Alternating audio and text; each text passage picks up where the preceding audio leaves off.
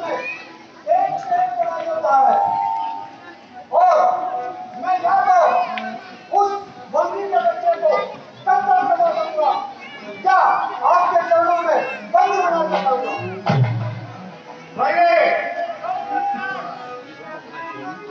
उत्तराखंड के लिए सेना तैयार करवाई जाए। ठीक है सरकार, तो आ क्या उत्तराखंड जी, बता दो। मेरा आदेश है कि कल सूर्य अस्त से पहले उस बंदी को बंदी बनाकर दरबार में हाजिर किया जाए।